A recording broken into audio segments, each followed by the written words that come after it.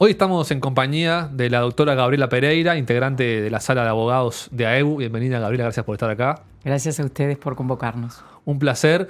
Vamos a conversar un poquito sobre la ley de urgente consideración, el anteproyecto de ley de urgente consideración al que AEU le puso el foco semanas atrás. La Sala de Abogados hizo un análisis general sobre el tema y sacaron algunas conclusiones, tras lo cual el Consejo Central de AEU hizo una declaración. Para ir entrando en el tema, la ley de urgente consideración, ¿se puede considerar realmente urgente? ¿Este instrumento que utiliza el gobierno recientemente electo es válido, no es válido? ¿Qué consideraciones hicieron en la Sala de Abogados?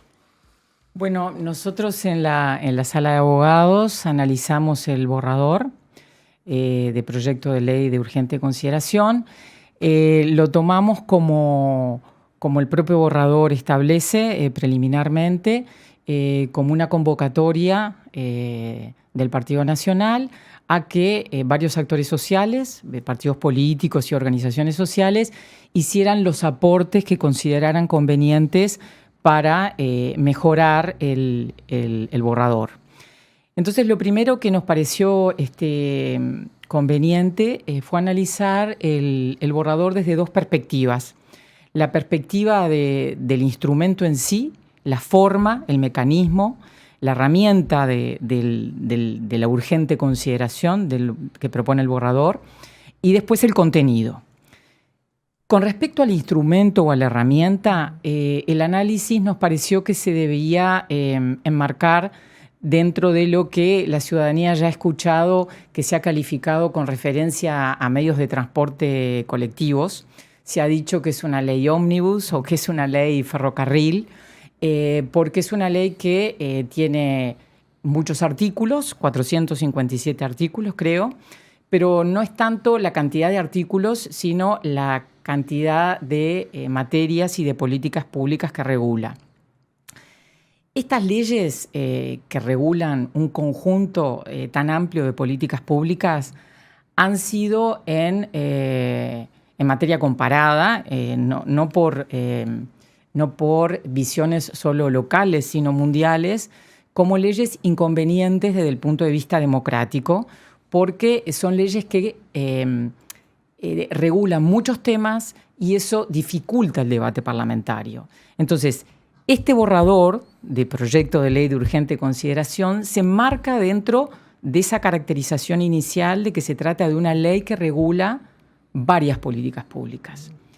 Pero lo que complejiza y desde una perspectiva agrava la situación es que además se inserta dentro de un mecanismo que prevé la Constitución del 67, la Constitución del 67 lo recoge por primera vez, que es el de urgente consideración, que es un mecanismo que desde el punto de vista del trámite parlamentario tiene mecanismos abreviados y además de que son abreviados, si los órganos legislativos no se pronuncian en esos plazos, el proyecto de ley queda aprobado tal como fue enviado por el Poder Ejecutivo. Esta es quizás la caracterización más importante y más relevante de los efectos de la herramienta, ¿no?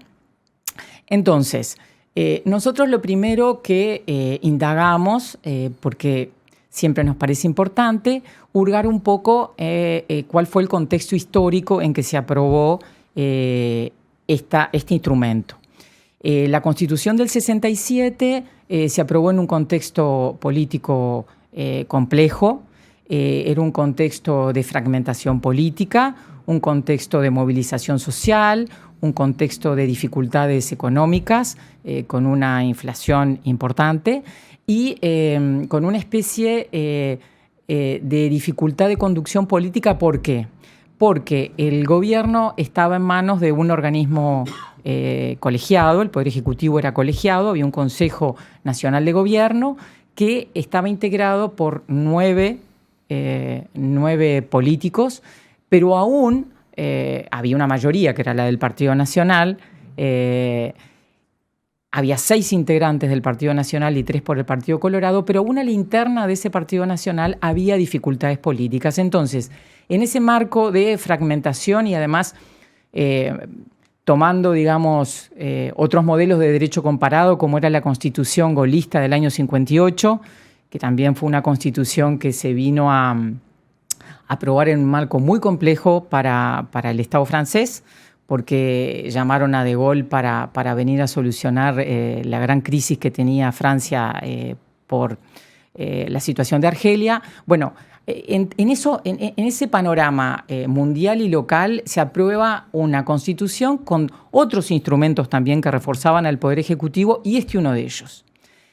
Pero aún cuando se aprueba este instrumento se aprueba tratando de ponerle al Poder Ejecutivo, para no disparar un desequilibrio de poderes, ¿verdad? Nosotros sabemos que las constituciones liberales, democráticas, tienen como principio vertebral que los recorre el principio de la separación de poderes. Entonces se dijo, bueno, yo quiero una autoridad más firme, más potente, quiero darle este instrumento de una ley de urgente consideración, pero también lo que quiero es que quien lo use razonablemente y lo use, y ahí entramos a la respuesta con una introducción quizás un poco larga, lo use dentro de determinados límites. ¿Y cuáles son esos límites? Esos límites son que el constituyente nos dice, ustedes no pueden aprobar proyectos de ley que requieran determinadas mayorías, que son calificadas porque se entiende que son de importancia política, que cuando hablamos de este tipo de mayorías son generalmente de mayorías de 2/3 o 3/5 del total de componentes de cada Cámara. Como les decía, no puede ser una ley de presupuesto, y además no se puede crear la urgencia. Porque la regulación constitucional dice que el proyecto se envía con una declaratoria de urgente consideración.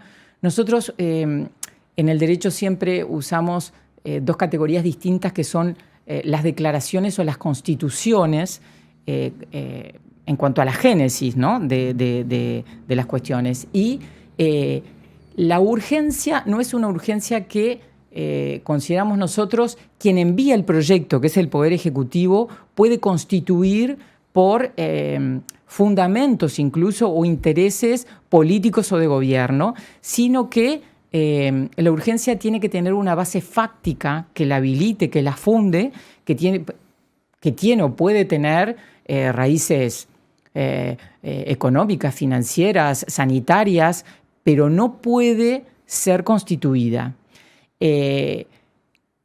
La Constitución tiene que interpretarse en forma razonable, en forma coherente, en forma finalística, respetando la separación de poderes y haciendo un uso del mecanismo que no implique un abuso, porque ¿qué es lo normal en un Estado de Derecho? Lo normal en un Estado de Derecho es que las políticas públicas se discutan por los trámites parlamentarios normales y ordinarios, que son los que permiten a todos los actores políticos, a todos los representantes nacionales, estudiar las cuestiones con tiempo y exponer en tiempos generosos y constitucionales. ¿Y esta urgencia constituida para la ocasión puede llegar a que se caiga este anteproyecto? ¿Es una posibilidad real? ¿O qué tiene que pasar para que eso sucediera? Bueno, lo que tendría que pasar, por un lado, es que los actores políticos y las organizaciones sociales que están convencidas de que el proyecto de urgente consideración, el borrador de proyecto de urgente consideración, no está pegado a esta lectura que nosotros hacemos de la Constitución, se ha modificado, se desglosen temas o se encuentren otros mecanismos para redefinir la situación. Lo que ocurre es que otros mecanismos jurídicos son muy complejos, entonces lo que nosotros apelamos es a la posibilidad de que el Poder Ejecutivo, en esa convocatoria que hizo para modificar su visión original de las cosas, la cambie. Bien. Y pasando a la otra parte, que es la parte del contenido, de lo que dice este borrador de ley de urgente consideración, dentro de lo que ya se ha pronunciado por parte de AEBU, se menciona cómo cambia el rol del Estado y sobre todo su separación de los actores sociales, o como una rotura de diálogo, un debilitamiento del diálogo entre las partes sociales, las organizaciones sociales, la gente, y el Estado, el Ejecutivo, la toma de decisiones. ¿En qué aspectos del borrador se ve esto y cómo podrías explicarlo? Bueno, el borrador está caracterizado por una fuerte presencia del Poder Ejecutivo.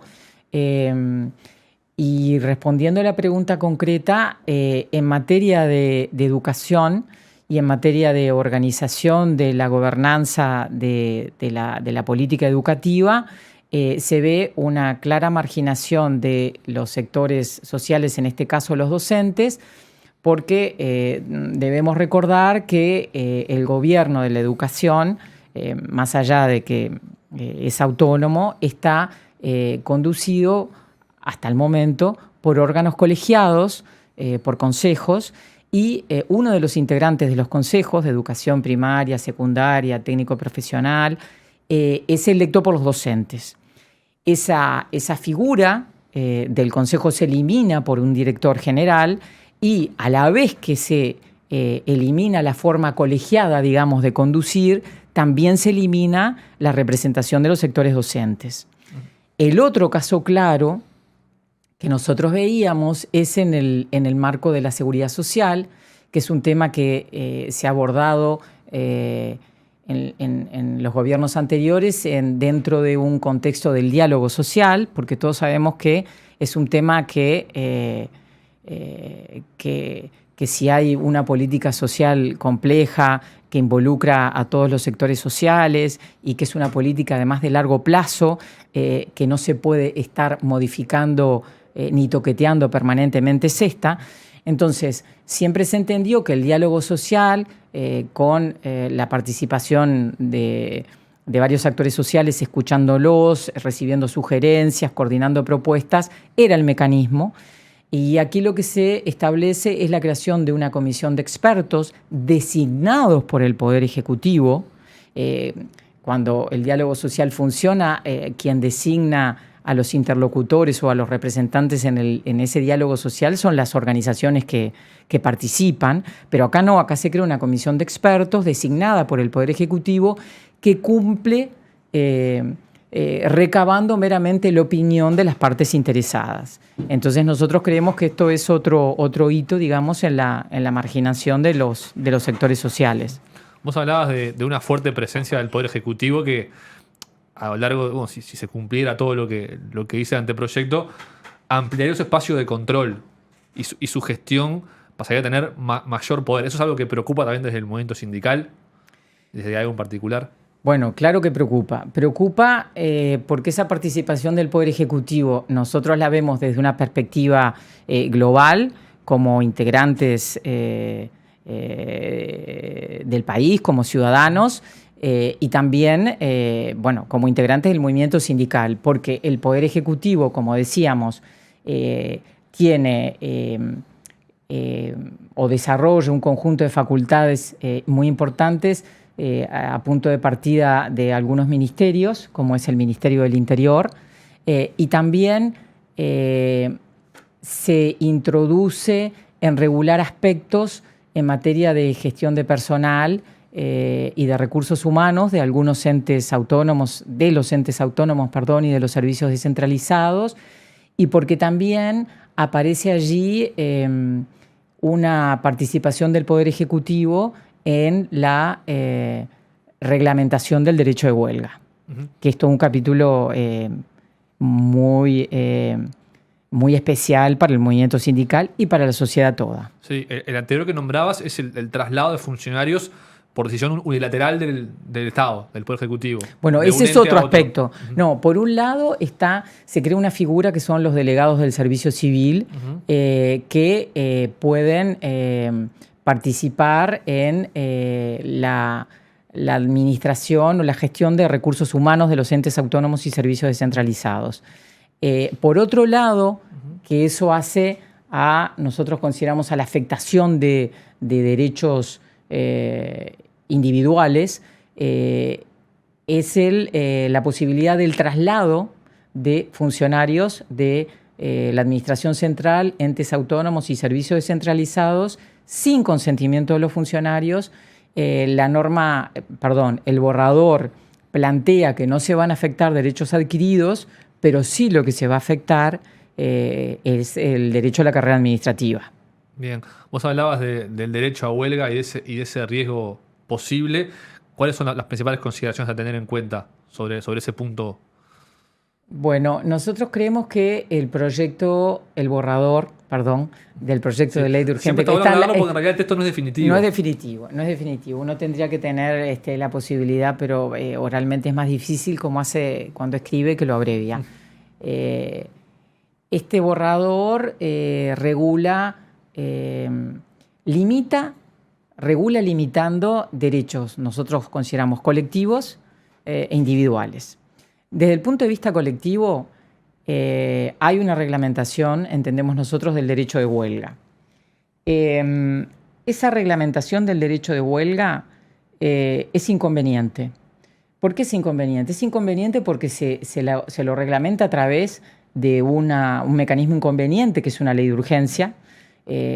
Todos sabemos que el derecho de huelga es un derecho humano fundamental, inconcebible su inexistencia en un Estado de derecho, inconcebible en un Estado que respeta la libertad sindical como un derecho humano fundamental, y entonces se tendría que en todo caso discutir en otro marco, en un marco de un debate legislativo normal.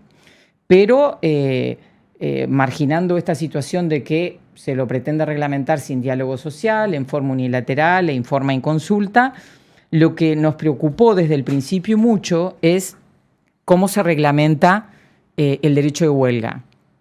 Se lo reglamenta permitiéndole al Poder Ejecutivo que imponga restricciones al derecho de huelga, en una redacción que hace una transposición de términos que no refieren al derecho de huelga, sino a la ocupación. El derecho de huelga es el género, la ocupación, el movimiento sindical siempre ha entendido que la ocupación pacífica es una extensión del derecho de huelga, una modalidad, pero no es el género, es la especie. Y si lo que se quería era regular la ocupación, había que regular la ocupación. Entonces, se busca regular el derecho de huelga utilizando términos que incluso se toman de la OIT, pero términos que refieren a la ocupación. Entonces, de nuevo, lo que nos preocupa es que se está regulando sin los mecanismos adecuados un derecho fundamental y que se habilita al Poder Ejecutivo a restringir ese derecho cuando no se lo ejerza en forma pacífica, cuando se perturbe el orden público y pretendiendo asegurar la libertad de los no huelguistas y el derecho de dirección a ingresar en los locales de la empresa. Después hay otro punto que también aparece por ahí, que es el de los piquetes, que no está muy definido. No sé si en alguna norma o en alguna ley del Uruguay está especificado qué es un piquete, pero este proyecto, este borrador de anteproyecto propone la posibilidad de prohibirlos. Bueno, con respecto los piquetes no hay una definición legal en nuestro derecho nacional concreta, pero es un instituto que el movimiento sindical en forma pacífica ha utilizado también como una modalidad de medida gremial para defender sus reivindicaciones.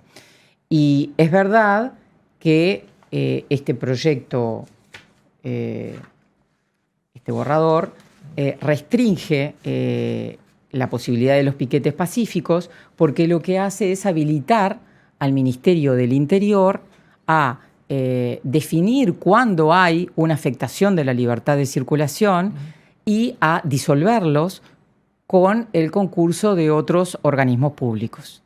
Entonces, sin control judicial, una manifestación o una posibilidad de expresión del movimiento sindical e incluso una posibilidad de expresión del movimiento social a través de protestas que no tienen que ser solo patrimonio de las organizaciones de trabajadores sindicalizados, sino de otros movimientos sociales. La solución es la misma, ¿no? Colocar en la competencia del Ministerio del Interior, sin control judicial, la determinación de si se afecta la libertad de circulación, disolverlos y pedir la colaboración de otros organismos públicos para esta gestión, ¿verdad? Bien, son todas obviamente medidas preocupantes para el movimiento sindical y, como decías, para organizaciones, fuerzas vivas, gente que se manifiesta en general. Pasando a otro tema del contenido, para seguir avanzando en el borrador del proyecto, la privatización de muchas áreas del Estado también aparece como atendible o a tener en cuenta que figura en el texto, ¿no? Es verdad.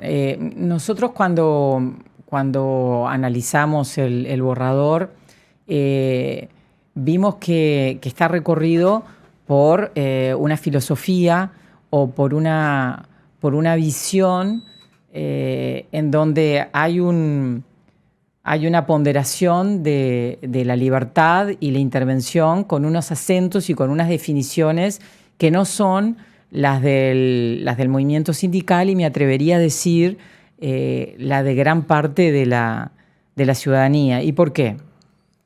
Porque la libertad está puesta precisamente desde el punto de vista de la participación del Estado en el dominio comercial e industrial en actividades que el pueblo, la ciudadanía toda, ya se definió en materia de empresas públicas y que nosotros creemos que es inconveniente y, de nuevo, que no es la tramitación adecuada a través de la declaración de urgente consideración, definir o no si tiene que haber libertad de importación, exportación o refinación de petróleo, que todos sabemos que la tiene ANCAP en forma monopólica.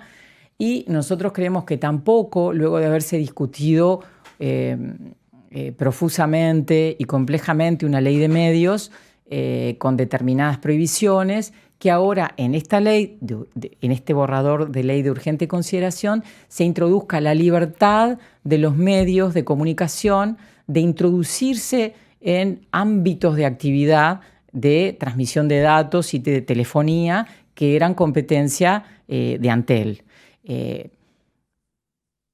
Bien.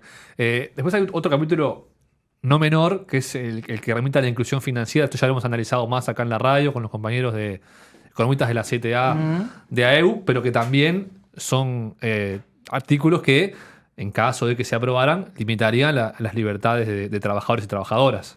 Es verdad. En esta visión, eso se enmarca de nuevo en esta visión que tiene el proyecto de a dónde debe haber libertad y a dónde el Estado debe intervenir, que nosotros la tendríamos que cambiar de lugar.